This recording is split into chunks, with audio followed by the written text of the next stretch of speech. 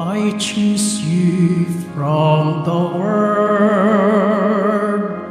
to go and bear fruit that will last, says the Lord.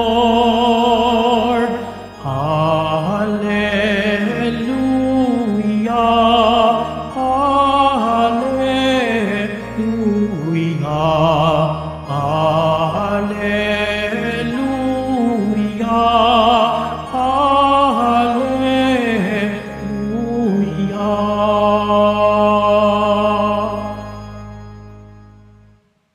The Lord be with you. And with your spirit. A reading from the Holy Gospel according to Matthew. Glory to you, O Lord. The mother of the sons of Zebedee approached Jesus with her sons and did him homage, wishing to ask him for something. He said to her, "What do you wish?" She answered him, "Command that these two sons of mine sit, one at your right and the other at your left, in your kingdom." Jesus said in reply, "You do not know what you are asking. Can you drink the chalice that I am going to drink?" They said to him, "We can." He replied, "My chalice you will indeed drink, but to sit at my right and at my left, this is not mine to give, but is for those for whom it has been prepared by my Father." When the 10 heard this, they became indignant at the two brothers. But Jesus summoned them and said, "You know that the rulers of the Gentiles lord it over them, and the great ones make their authority over them felt. But it shall not be so among you. Rather, whoever wishes to be great among you shall be your servant. Whoever wishes to be first among you shall be your slave. Just so the Son of Man did not come to be served, but to serve and to give his life as a ransom for many." The Gospel of the Lord. Praise to you, Lord Jesus Christ. Please be seated. Magandang umaga, magandang hapon, magandang gabi, good morning, good afternoon, good evening sa inyong lahat. I said that because Saturday is a Pilgrim's Day. We recognize the many devotees coming from different parts of the Philippines and even from other parts outside of the Philippines. Kaya yung mga naririto katabi po natin, they may be coming from neighboring provinces outside of Manila. Sino po dito yung mga galing pa labas ng Maynila? Taas ang kamay. Oh, you see, ang dami po ninyo coming from outside of Manila. Maybe you left your home earlier this morning and here you are inside the church. We are so gathered and so filled with God's grace. Also, we recognize the many devotees coming from other parts of the world. No? Let me just recognize some of those.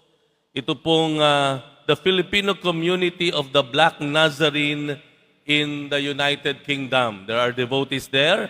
The Church of Our Lady Star of the Sea, dyan po sa Singapore. Magandang umaga sa inyong lahat dyan. And also, let me also greet some devotees from other parishes near Manila. Ito pong Diocesan Shrine and Parish of St. Augustine sa Baliwag po, ang mga deboto po natin dyan. Ito pong Transfiguration of Our Lord Parish. Dyan po sa Cavinti, Laguna. At ang pinakamalapit po sa atin, ang mga deboto po ng Archdiocesan Shrine of Mary, Queen of Peace, Quasay Parish, o mas kilala natin na EDSA Shrine. Yan, all of us are being blessed by God. Can we turn to one another? Sabihin po natin sa bawat isa, God bless you.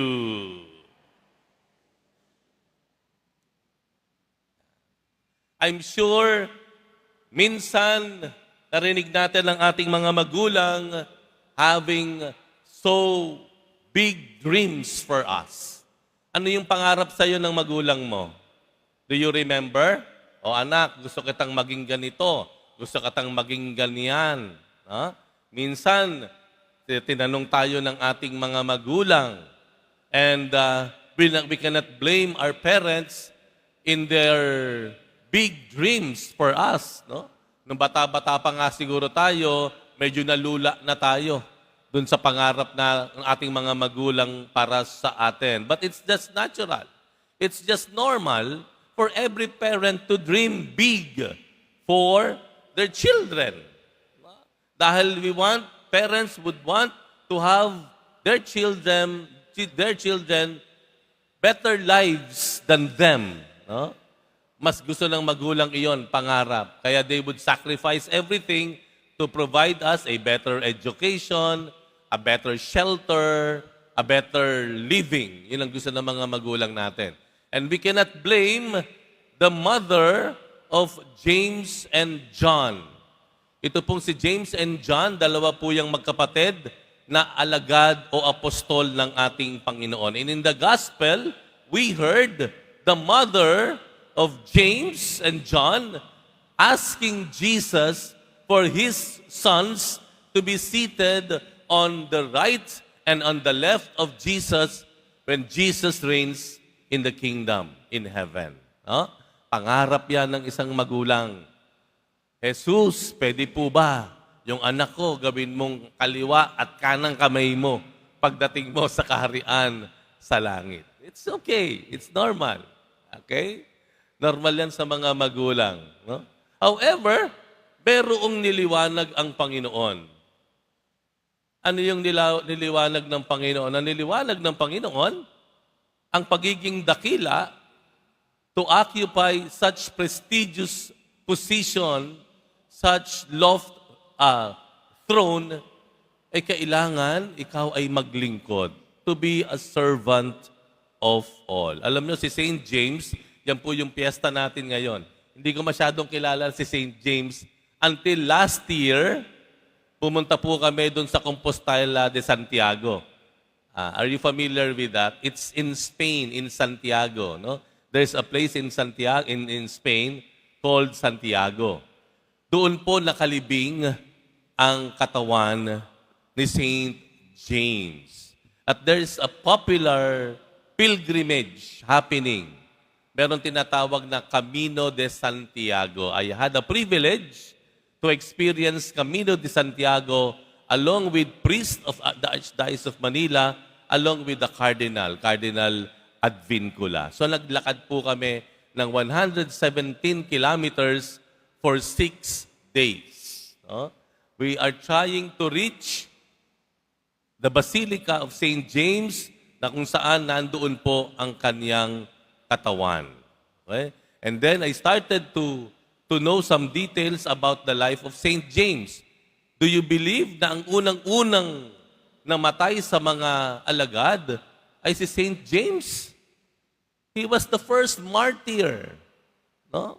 Siya po yung pinutulan ng ulo. Kasi what happened, after Jesus ascended into heaven, si St. James, nangaral na po siya.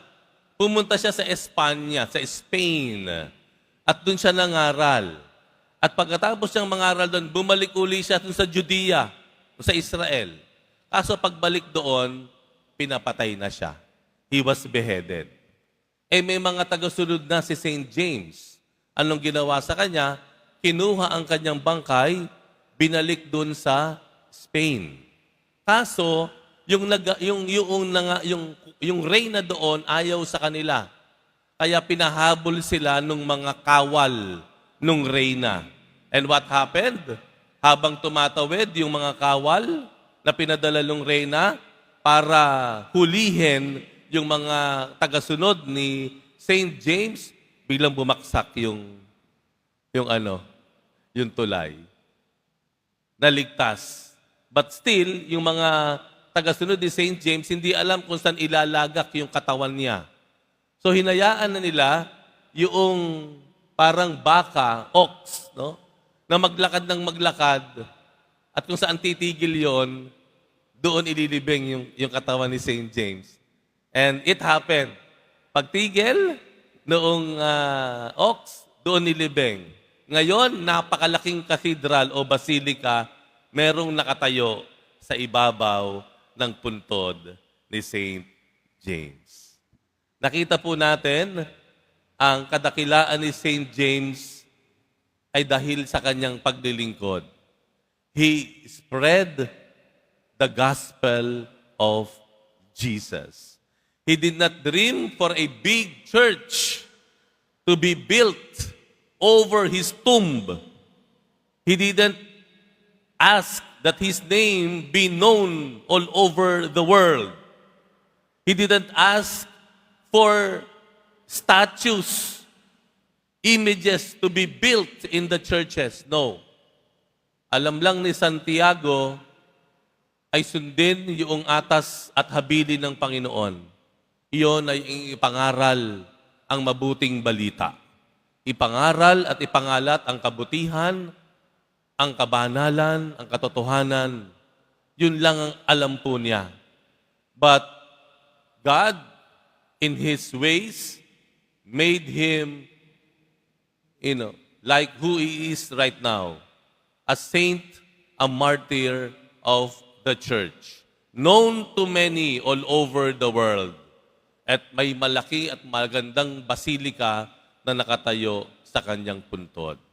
Okay lang po na mangarap tayo. Okay lang po na tuparin natin yung pangarap ng ating mga magulang. But make sure of one thing. Make sure of one thing.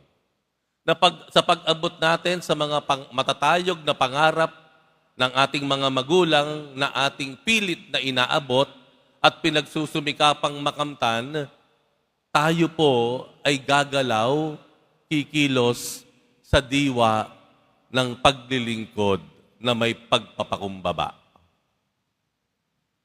Aabutin po natin ang pangarap sa tamang paraan. Aabutin natin ang pangarap sa diwa ng katotohanan. Aabutin natin ang ating mga pangarap na mayroong katarungan sa ating pakikipagtalastasan o pakikipag-ugnayan. If we are to reach our dreams, we better reach our dreams in the spirit of humility and service. Nakaturuan din ng Panginoon.